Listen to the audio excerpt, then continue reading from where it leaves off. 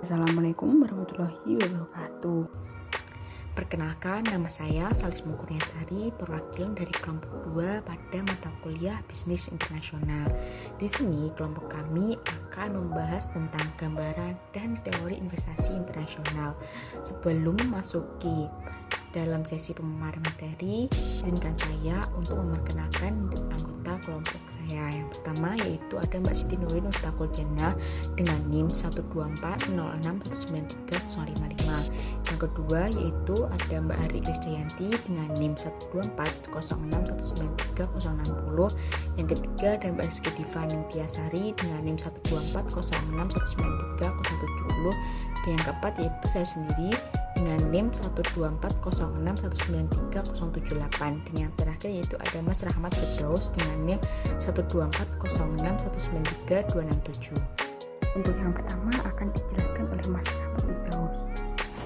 Pengertian investasi internasional yaitu penanaman modal dari investor asing maupun investor asing yang bekerjasama dengan investor dalam negeri untuk melakukan usaha di Indonesia.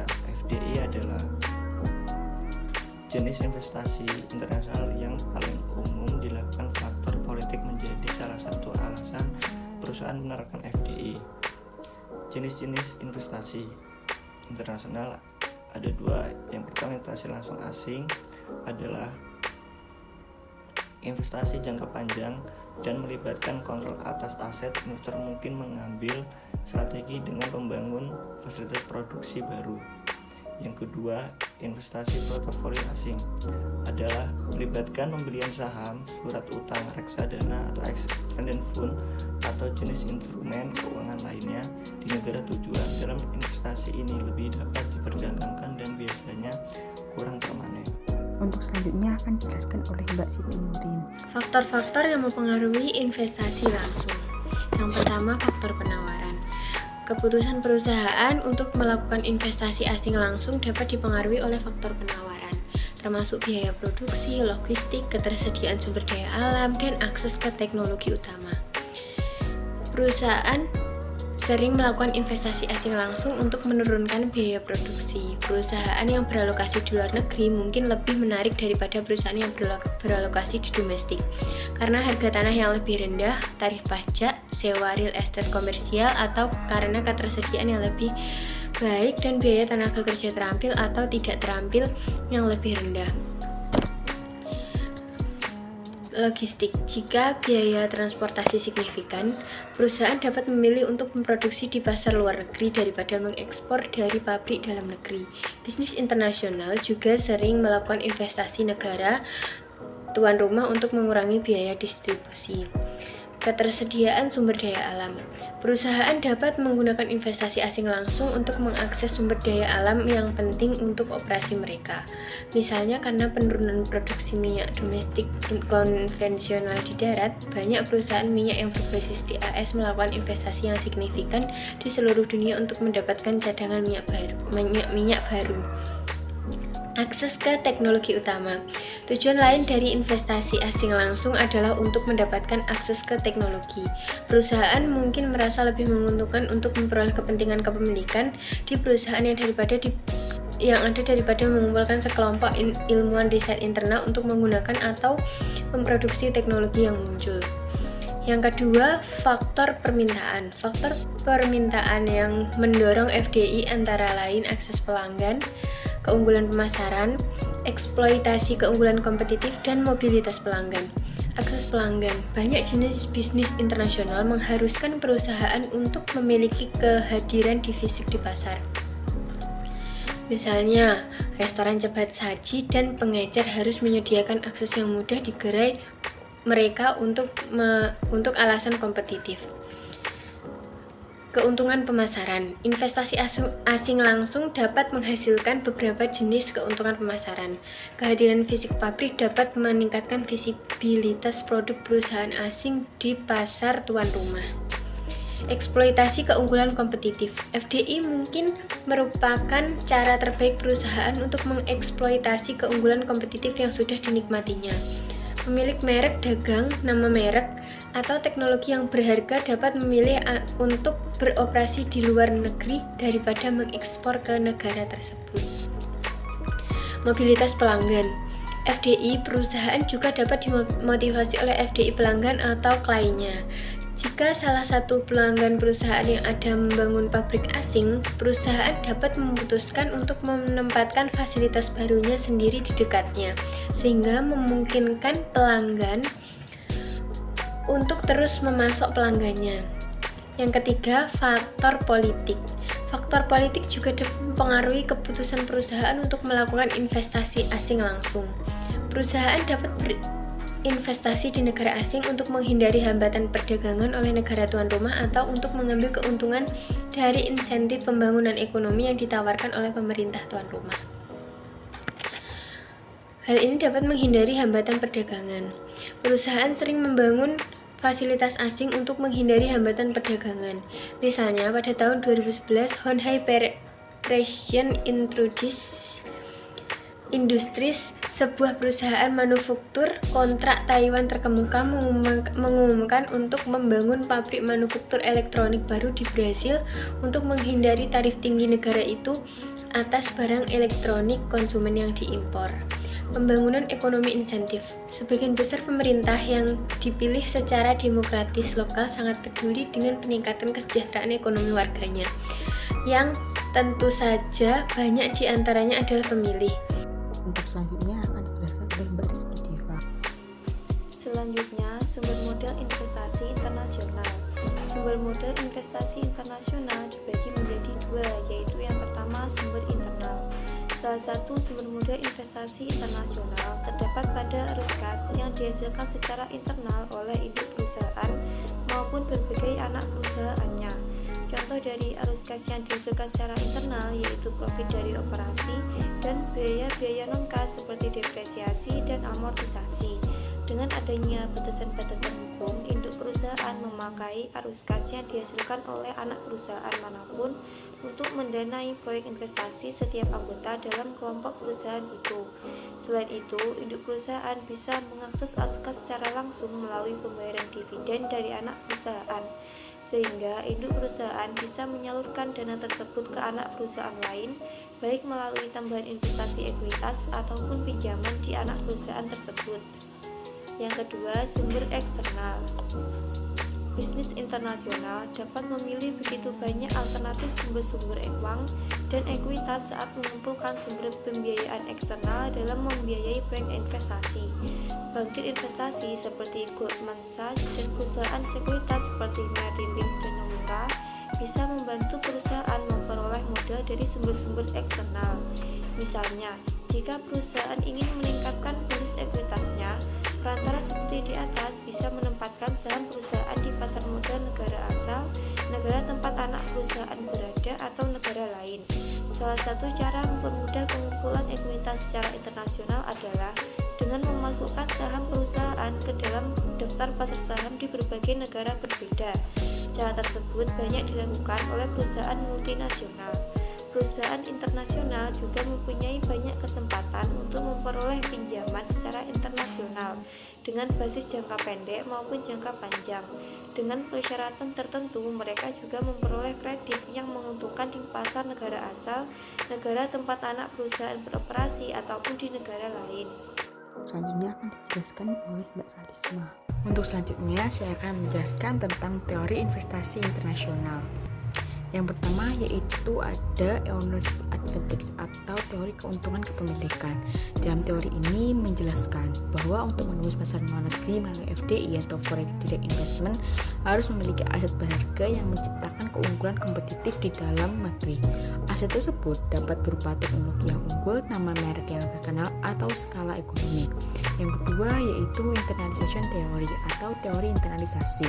Dalam teori sebelumnya yaitu teori keuntungan kepemilikan hanya menjelaskan tentang mengapa FDI terjadi, namun dalam teori tersebut tidak menjelaskan mengapa sebuah perusahaan memilih memasuki pasar luar negeri melalui FDI daripada memanfaatkan keuntungan kepemilikannya secara internasional seperti mengekspor produknya, mewaralabahkan nama merek, atau melisensikan teknologi ke perusahaan asing.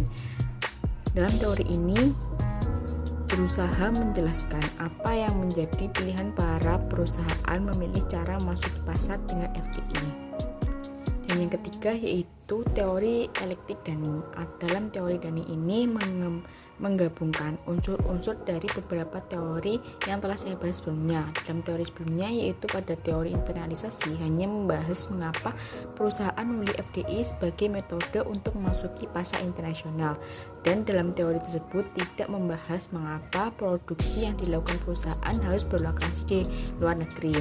Dan yang menyatakan apabila sebuah perusahaan bermaksud melakukan investasi luar negeri, ia harus memiliki 3 jenis keunggulan. Yang pertama yaitu keunggulan kepemilikan, keunggulan lokasi, dan keunggulan internalisasi. Yang keempat yaitu teori keunggulan monopolistik. Teori keunggulan monopolistik yang dikembangkan dari argumen Steppenheimer yang menunjukkan bahwa investasi langsung luar negeri lebih banyak terjadi dalam industri-industri oligopolistik daripada perusahaan-perusahaan lokal. Hal ini terjadi karena tidak sempurnanya pasar produk dan faktor-faktor produksi ketidaksempurnaan. Yang kelima yaitu ketidaksempurnaan pasar produk dan faktor produksi. Teori ini merupakan teori perluasan dari teori keunggulan monopolistik yang dikembangkan oleh Richard Jeffs dengan memiliki pengetahuan yang lebih unggul dari suatu perusahaan, memungkinkan perusahaan melakukan investasi di luar negeri untuk menghasilkan produk yang lebih disukai daripada yang sama dengan produk lokal. Dengan begitu, perusahaan tersebut memiliki kendali untuk harga jual. Yang keenam yaitu teori Alibert atau teori investasi silang.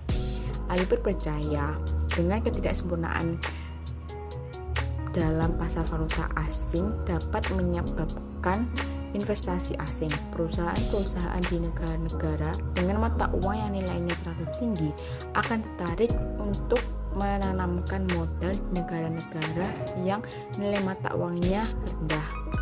Yang ketujuh yaitu the follow the leader teori atau teori ikut sang pemimpin. Teori ini mengemukakan bahwa apabila sebuah perusahaan, khususnya yang memimpin oligopolistik memasuki sebuah pasar, maka perusahaan-perusahaan lain dalam industri itu akan mengikut. Dan yang terakhir yaitu tentang International Product Life Cycle Theory atau teori daur hidup produk internasional.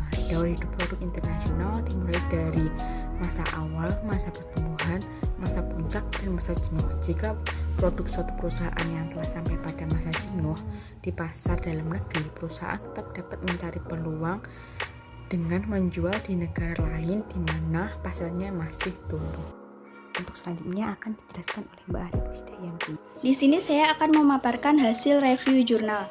Jurnal yang digunakan dalam resume kelompok kami ini yang berjudul Analisis Investasi Asing Langsung di Indonesia dan Faktor-Faktor yang Mempengaruhinya, dengan nama peneliti yakni Fuji Astuti, dengan volume jurnal 2, nomor 2, halaman 48 sampai halaman 62. Nah, teman-teman juga bisa mengakses jurnal ini pada http://assets.journals.unprimdn.ac.id. Nah, tujuan dari penelitian ini adalah untuk mengetahui faktor-faktor apa saja yang berpengaruh pada kegiatan investasi asing langsung di Indonesia. Nah, variabel dalam penelitian ini ada 2 jenis. Yang pertama ada variabel terikat dan yang kedua ada variabel bebas. Nah, yang menjadi variabel terikat ini adalah investasi asing langsung. Dan yang menjadi variabel bebasnya ada faktor produk domestik bruto, faktor kurs, faktor produktivitas pekerja, faktor tingkat suku bunga real, dan juga nilai ekspor. Nah, metode penelitian yang digunakan adalah jenis metode penelitian kuantitatif, yakni penelitian yang menggunakan metode matematis, hipotesis, ataupun juga teori-teori dari penelitian sebelumnya. Nah, dalam penelitian ini, peneliti menggunakan model analisis linear berganda dengan metode Error Correction Mechanism Engel-Jeringer. Kemudian Hasil dari penelitian ini menunjukkan ada dua faktor yang mempengaruhi investasi asing langsung di Indonesia. Yang pertama ada faktor positif dan yang kedua ada faktor negatif. Nah, faktor positif ini terdiri dari faktor produk domestik bruto. Hal ini sejalan dengan hipotesis dari Keynes yang menyatakan bahwa yang mempengaruhi tabungan ini adalah tingkat pendapatan. Nah, semakin tinggi tingkat pendapatan masyarakat, ini akan menimbulkan rasa ingin menabung ataupun berinvestasi dari masyarakat ini semakin meninggi. Nah, yang kedua ada faktor kurs. Sejalan dengan teori Benes-Square yang menyatakan bahwa apabila investor melayani pasar lokal, hal ini akan meningkatkan kurs.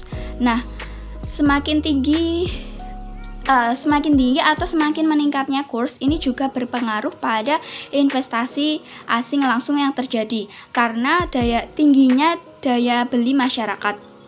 Yang kedua ada faktor produktivitas pekerja. Hal ini sejalan dengan peneliti terdahulu yang dilakukan oleh Susanto yang menyatakan bahwa peningkatan produktivitas pekerja ini menunjukkan jumlah output yang dikeluarkan oleh pekerja itu sendiri. Nah, kemudian ada faktor negatif yang mempengaruhi investasi asing langsung di Indonesia ini ada dua. Yang pertama ada tingkat suku bunga real dan yang kedua ada nilai ekspor. Nah, berdasarkan teori dari Mankiw yang menyatakan bahwa apabila tingkat suku bunga naik, maka investasi ini akan menurun sehingga